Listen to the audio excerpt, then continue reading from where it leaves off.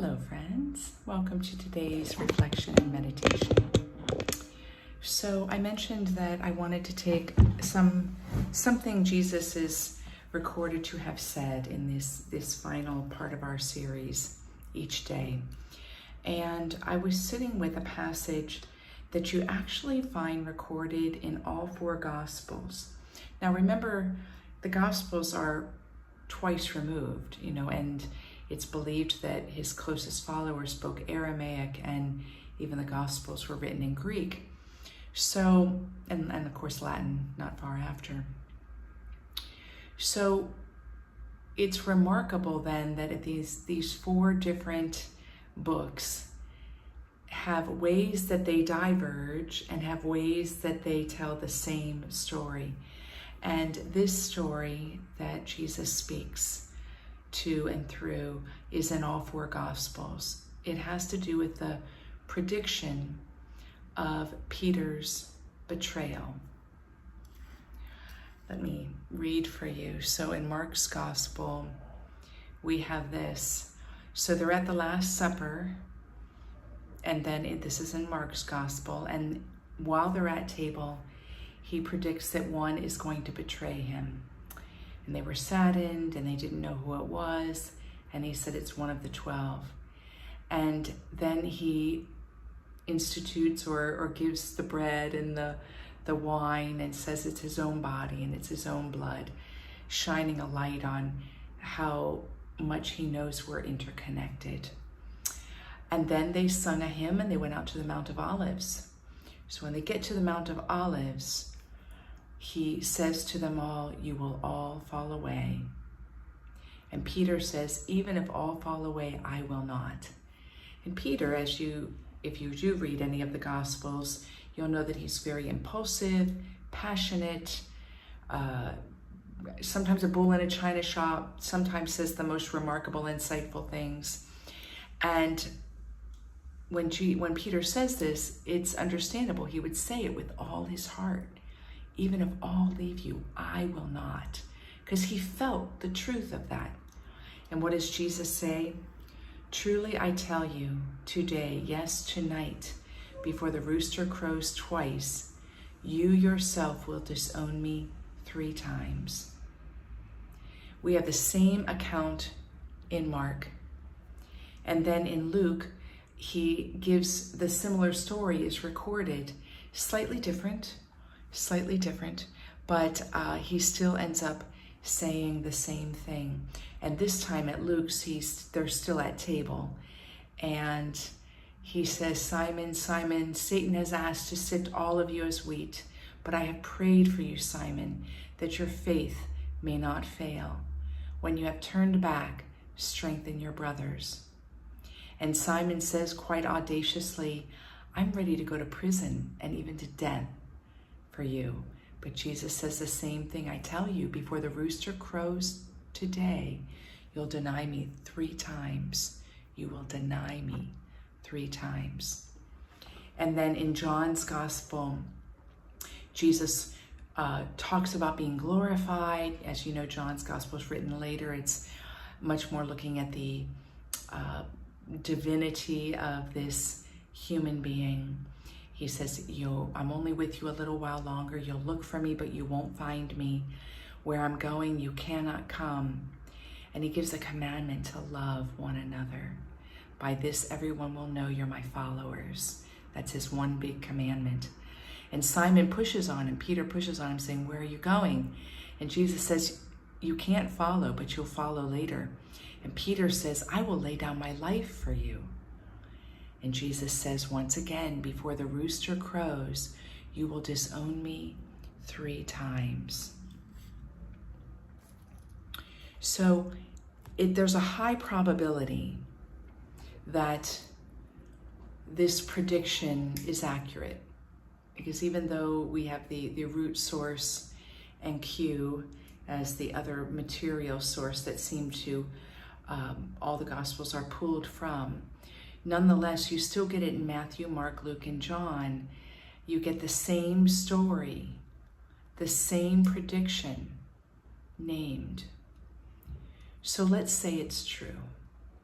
let's go into the possibility and probability that Jesus knew something. I was sitting with what would it be like on a knowing level and a feeling level to know first you're going to be betrayed and killed for giving your life to goodness, and second, that you're going to be betrayed by one of your closest friends, somebody that has stood up for you, somebody that's had your back, somebody that's been with you, someone that has said earlier, maybe earlier that year, Lord, to whom should we go? You have the words of eternal life. What would it be like to be in that knowing and in that sensing? And knowing it enough that you could say it out loud. Sometimes we have intuitions and we may have a sense they're true, but we're not quite sure. So we don't say them out loud, or we don't form them into a prediction that we stand on. But Jesus is so confident it's going to happen. He assures Peter over and over again, I love you. I've prayed for you. You're going to be okay. You're going to make it through this. But what about Jesus?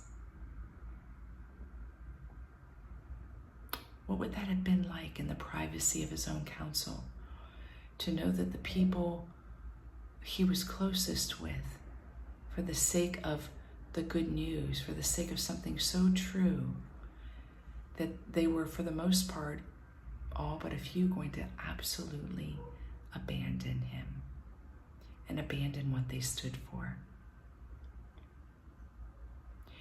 I wonder if you can put yourself in Jesus's shoes. That could seem hard to do, to put yourself in Jesus's shoes.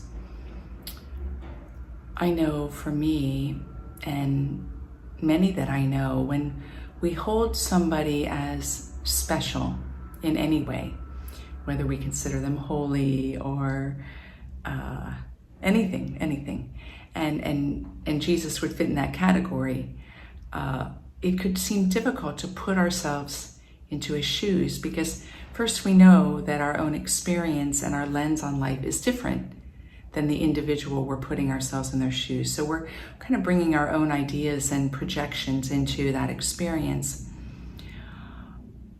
But we don't really know what his inner workings were. I'm sure you can think of a time when you spoke a word of encouragement to someone else when you yourself were crumbling inside. And I'm sure you can think of a time when you spoke a word of insight when you felt your own inner strength and freedom. But both of those times would have been your private counsel. And Jesus, at least in this record of these stories, there's only moments where we get a glimpse into his inner counsel, when it's just him and the divine. We're going to get that soon, right? In the Garden of Gethsemane. But I would imagine, being love incarnate, that he wouldn't have wanted to lose his friends. That he wouldn't have wanted to have the message that he was all about be rejected. That he would have wanted to be free of suffering, and for all beings to be free of suffering. Why do I think this? Probably my own theology, that love itself desires all these things. So if he is incarnate love, then in his senses, in his feelings, in his heart, and his mind, perhaps he felt all those things, the anguish of it all. Can you put yourself in Jesus's shoes?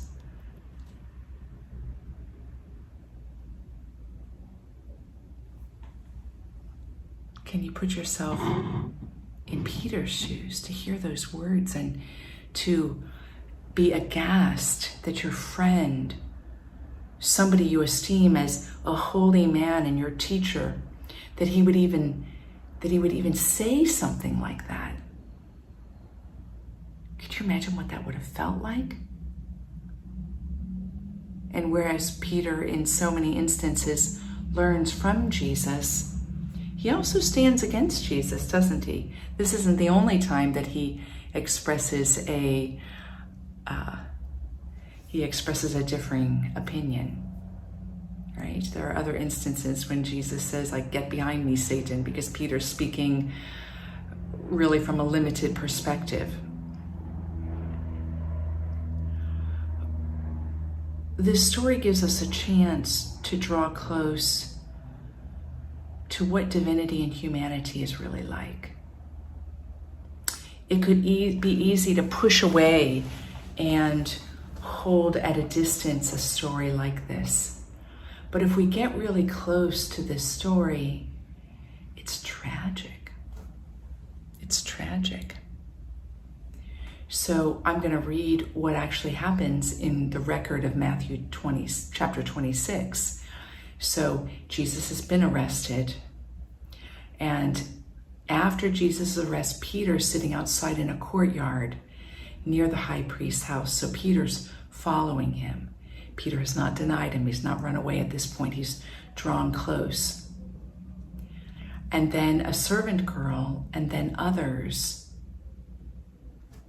approach him. Let me see if I can get the exact words here. Here it is. Okay. So a servant girl comes up. "You were with Jesus of Galilee." Now, we don't even know from these statements that have been recorded if she was saying it because she loved Jesus and was drawing close, or because she was against Jesus, or she was afraid, or we don't even know her reason for asking Peter. And Peter says, what does he say before everybody there? "I don't know what you're talking about." Then he goes out to a gateway, and in this account it says another servant girl sees him and says to other people, "This fellow was with Jesus of Nazareth." Because clearly everybody saw the arrest and him being taken in for whatever was going to be happening, the questioning. And he says it again with an oath in Matthew's gospel. I don't even know what that means, with an oath. But he says, "I don't know the man." Imagine what that would have felt like. And after a while, Peter still was there, and those standing around, they went up to Peter and they said, "Surely you were with him. Your accent gives you away." So here are people that don't know Peter, didn't see Peter with Jesus, but just draw the logical conclusion because he doesn't have the same accent. He has the accent of Jesus. And then in Matthew's account, Peter calls down curses and swears to them, "I don't know the man." And right after that, a rooster crows. And Peter remembers what Jesus said. "Before the rooster crows, you will disown me 3 times. And Peter goes and weeps.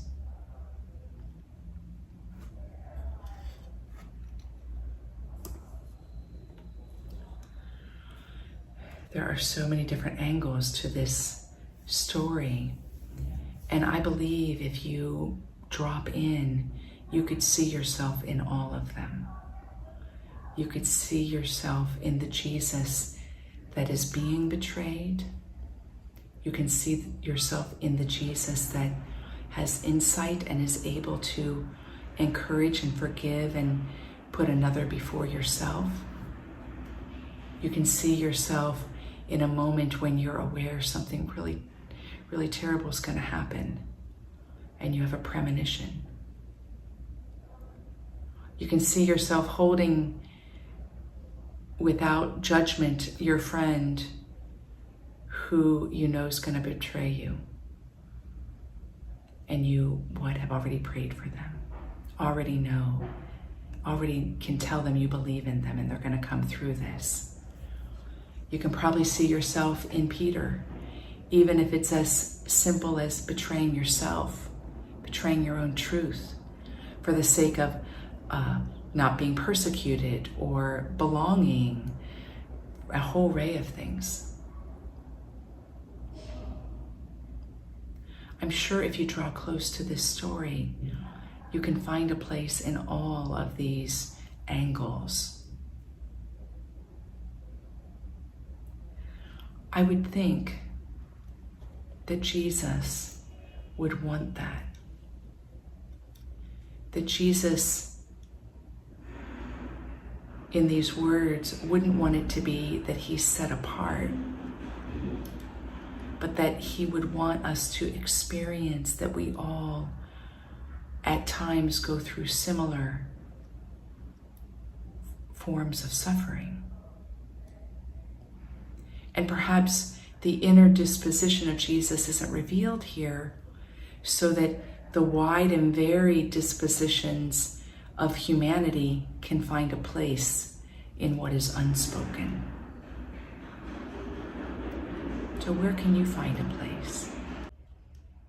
All right, so today's meditation that can open up the insights that are meant for us in this reflection is Tonglen.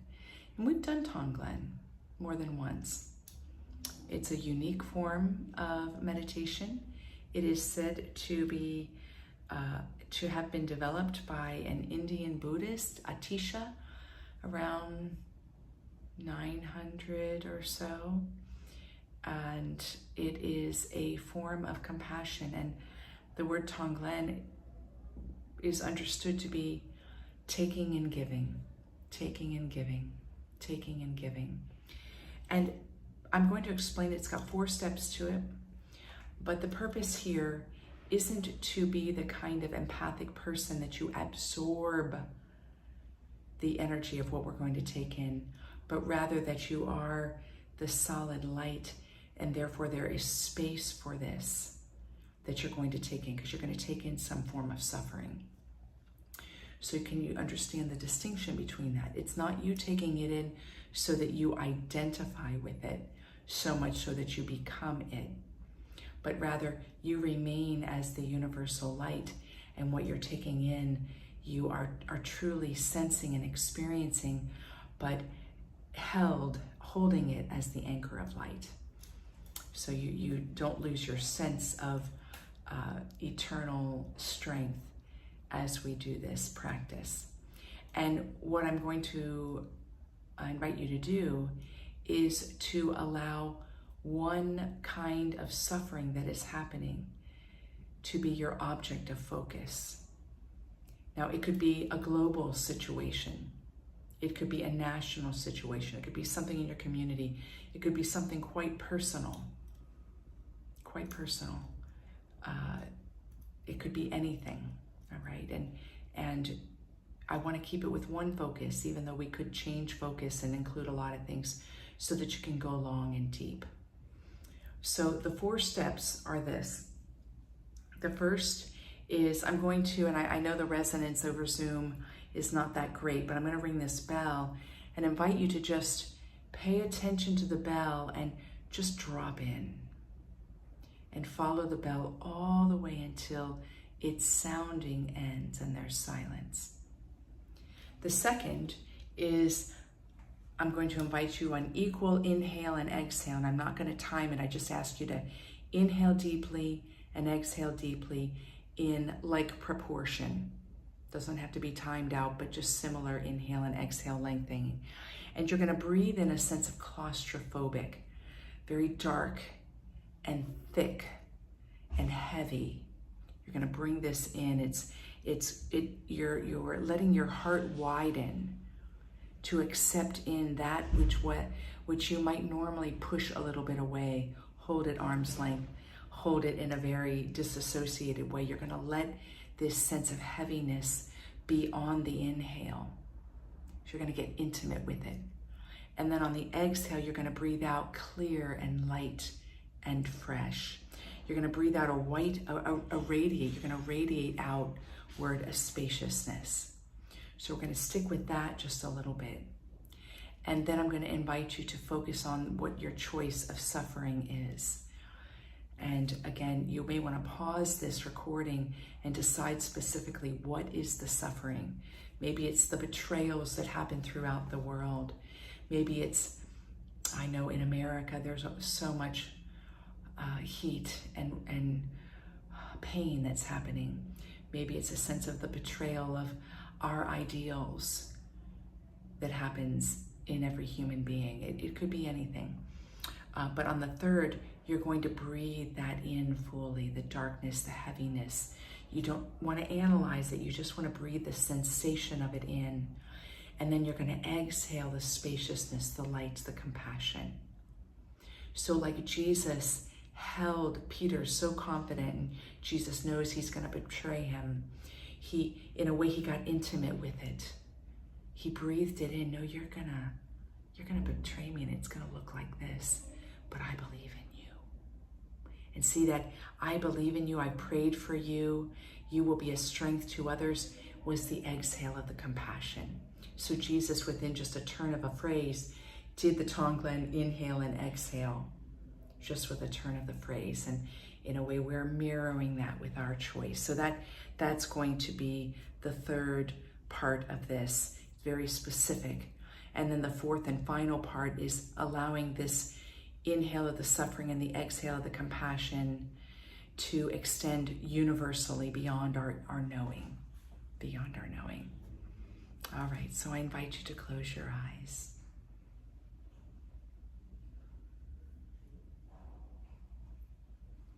And rest into the sound of the bell all the way to its conclusion, into silence.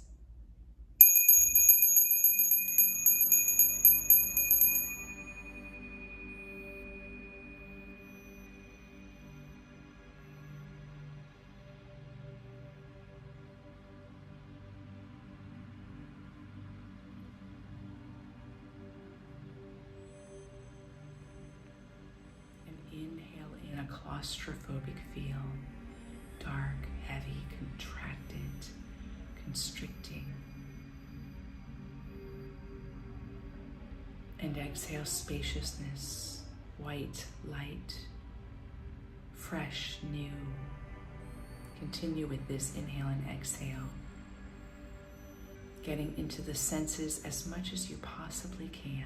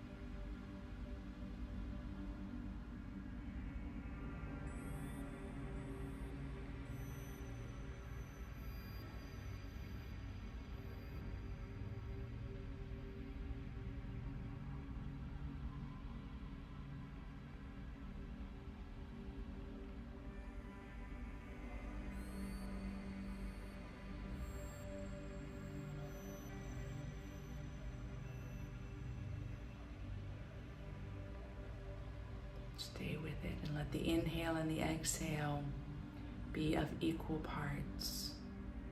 No need to count, just sense it.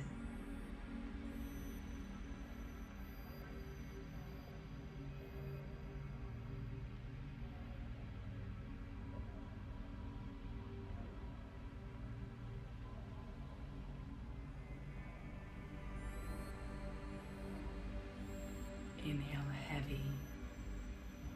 In the dark, sensations of suffering, thickness, exhaling light, radiance, lightness, fresh.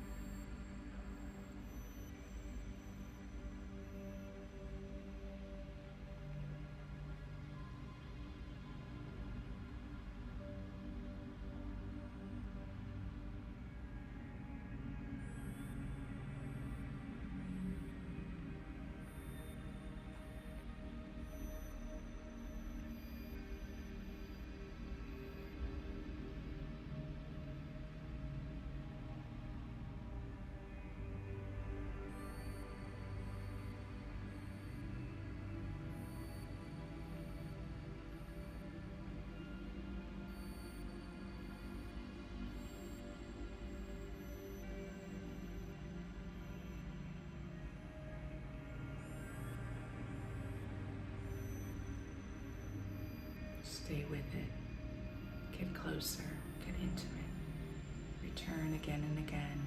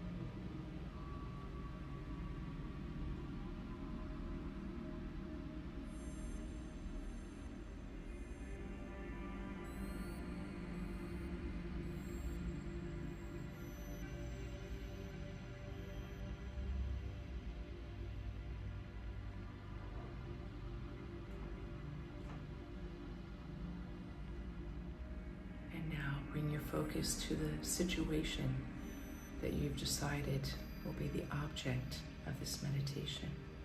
And as you inhale, inhale all the suffering here.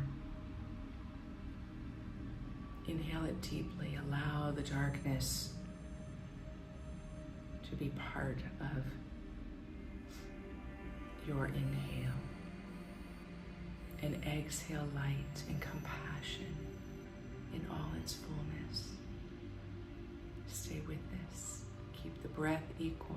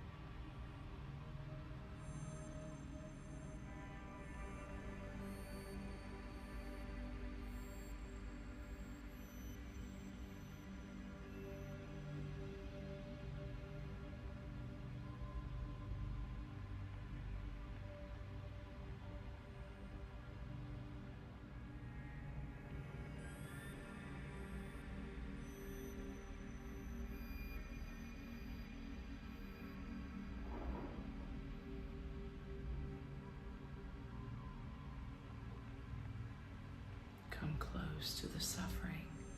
Allow your senses to alight the layers of fear, hostility, confusion, anger, doubt, discouragement, despair, whatever the breadth of the suffering is. Inhale it completely. Allow yourself to be in the darkness. And exhale completely. Allow yourself to be the light.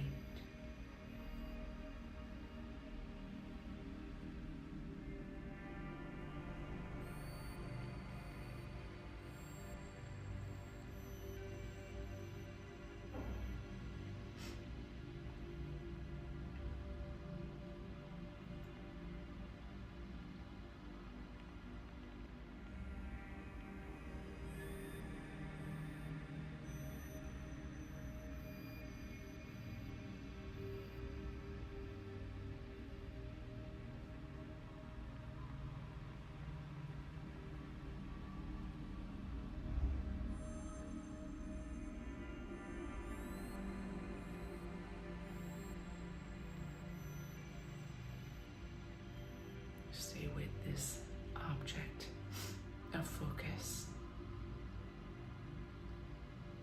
You are okay with whatever arises within you.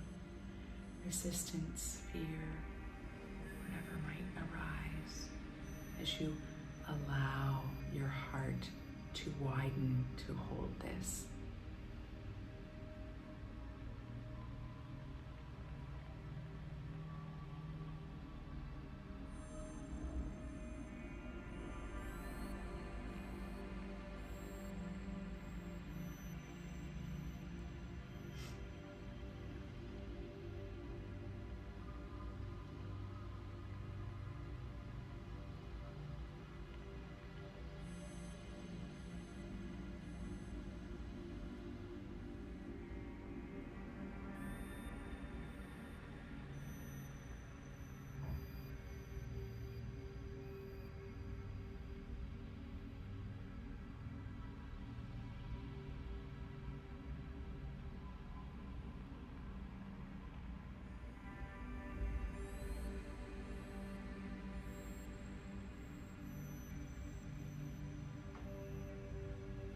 Three more full breaths here.